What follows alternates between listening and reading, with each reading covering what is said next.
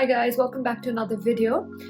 In this video, I am going to tell you why I think it was a good thing for me that I didn't get into my dream university, and why it is good for me now that I'm studying at the university which I got accepted into, and I chose it out of the other universities that I got into. So if you guys are new here, hi, I'm Nandini. I am currently a first year student and I study at New York University, the New York campus, and I plan on double majoring in journalism and dramatic literature. My dream university was Yale. Why Yale? Well, I don't really know it. It's like you like something and you just like it. Like there's no like strict particular definitive reason as to why you like that particular object or person or whatever. It just is. I think I started liking Yale a lot when I visited the campus in 10th grade, when I was going around the US looking at different like college campuses, getting to know the admissions officers and doing all of that. And I loved firstly the campus of Yale. It is a 373-acre campus. I looked at most of the campus and it was amazingly beautiful, and there was this I liked, and the fact that I dreaded going on that trip, but ultimately I liked it because I went and I visited Yale, showed to me that okay, maybe I like this particular university for a particular reason. And we had this sort of session in which one of their admissions officers gave this amazing speech. Like I think it was one of the best speeches I've ever heard. Now usually when I went to different universities, all the admissions officers, they would come and give speeches, but this particular admissions officer, like he had me. Like I can't exactly remember what he said, but I remember being so drawn into Yale when I first heard their admissions officers and some of their professors speak. Like I loved it. Since that day, I was like, okay, I need to get into this university. I need to get into Yale. Obviously, Yale is a very prestigious university. It's number 4 in national universities according to US News ranking, and it is one of the Ivy Leagues, and obviously this makes it very challenging to get into. And something of that challenge actually made me feel like, oh, what happens if I can get over that challenge and actually get into Yale? But everybody around me was saying that you're not gonna get into Yale. I mean, duh. Like that's not gonna happen.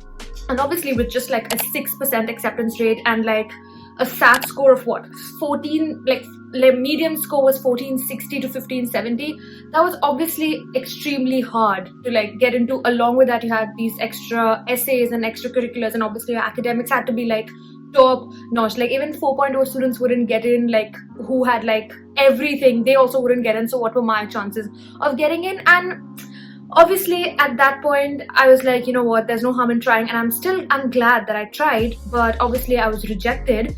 And I feel like it's a good thing that I got rejected for many reasons. See, at that point I wanted to do a major in history and in acting, and again, according to many various reliable sources, history is one of the most opted for majors at undergrad in Yale. And I was like, okay, it's a very prestigious school for history, I'm gonna go and do that. I took history higher level in IB and I was really interested in pursuing history.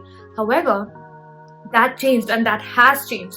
The second major that I wanted to do along with history was acting, and obviously the acting school at Yale, like the drama school, is very prestigious. Again, you have a lot of great alumni, you have a lot of great faculty and professors, and you have a lot of resources in New Haven, which is where Yale is located, where you can get internships or be a part of clubs and different societies that do that kind of thing. But again, that has changed, and that has changed quite recently. It's not because I'm going to NYU now that I want to take 2 different majors which are different from acting and history, but it has changed because I guess life happened, and you think about these things, you meet people, you discuss with them, and you realize that maybe this is not the right path for you. You need to look into different things, you need to study different majors. And I'm not saying that me being a journalism student or a dramatic literature student is gonna get me a career in this, or I'm not gonna drop one of these majors, or I can't change. But as of now, that's the plan. So why, like now I have a tendency to keep rambling, but why do I think that not getting into my dream university was a good thing for me? Just as a disclaimer, I'm not through this video saying that Yale is not good. Yale was my dream university for a reason. It is very, very, very good, and all universities actually, in my humble opinion, I think are great, whether they're in the US, Canada, UK, Australia, India, different countries. It just depends on what you want to major in. It depends on what kind of environment you want, which kind of city or place you want to live in, what kind of social life you want. It depends on a lot of things. And strictly, even academically speaking, it depends a lot. Like Yale might be good for certain courses, but NYU, which is my current school, might be better for other courses. And it depends on what I want to major in ultimately and what I make of it. Even if I want to major in something and Yale is better, but I don't use the resources over there, then what was the point of paying so much and going to such a prestigious school if I'm just gonna be like a waste man and waste my time and not use the resources and opportunities over there?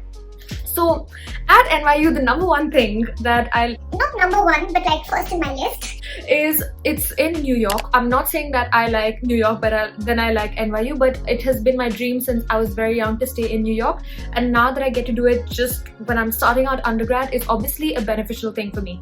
In terms of my majors, you get a lot of opportunities for journalism and dramatic literature and drama overall in New York. It's like the hub of everything. Literally, Broadway is in New York, and you have a lot of great companies like the New York Times and different companies working and their centers being in New York. So obviously I haven't really gotten into every like internship opportunities now because I'm just a first year student, but in the future I think it will be beneficial for me because I'm in the hub of everything. The professors and TAs that I have met at NYU just in my one semester have been fantastic. Like all of them have been great, so resourceful, so helpful. Like they really know what they're doing and they really want to see their students succeed. And I'm not saying that the professors at Yale are not good, and I'm not saying that all professors at NYU are good, but at least the people who I've met so far have been amazing, and I'm really grateful for that. So I think getting into NYU for this reason also was amazing and good for me. And obviously NYU is number 30 in national universities. It's less prestigious than Yale or the other Ivy Leagues, but I feel that it is better for me because my majors are journalism and dramatic literature. Yale, on the other hand, does not offer either journalism or dramatic literature, which I did not know until I was researching for this video, because I hadn't thought of majoring in dramatic literature until very recently, let alone journalism. I always knew that I wanted to do something in journalism, but I never actually thought of majoring in it. I thought maybe a minor, but Yale unfortunately doesn't offer either major. So I thought getting into NYU was a good thing because it does offer both of them. Obviously, challenging wise, obviously NYU was one of my safety schools. Everybody said that I would easily get in, but I also feel very proud to say that this year was actually like, it was really hard to get into NYU. They usually have like an acceptance rate of 35%, but this year it was lowered down to 15%, and the SAT median score was 1500. And wow, I think that's like a big jump, like in terms of acceptance rate and SAT scores. NYU is supposed to be one of the most diverse schools, or the most diverse school in the United States. It has more than 17,000 international students, and therefore the people that you get to meet over here and the people I will meet will be coming from various diverse backgrounds, and you know, they have different cultural stories, and that is something that is important to me for my education. Like I said, college is what you want to be and what you want to make of it, and this was something that is important. Like it was important to me before and it is important to me now, and the fact that NYU is the most diverse school, I think is pretty cool. The whole point of this video is just to, you know, help people out there who are facing rejection right now, whether it's from university or from schools or from grad schools or from even your personal relationships. Like facing rejections and facing it happens to all of us. It happens in different areas of our life. It depends on how hard you work. It also depends on your luck. Luck definitely has a lot to play with it, but it all boils down to the fact that everything happens for a reason, and you're gonna grow from that. You just have to really take care of the way you respond to it. I'm not saying that feeling bad about these things or feeling angry or feeling dejected is wrong. Definitely not. We're all human here. But getting over it and just moving on with your life and just, you know, not letting anything stop you is a very good thing and a very important lesson that I learned. I hope you guys liked this video. Please leave a like, subscribe, share if you guys want to, and I will see you guys in my next one. Bye!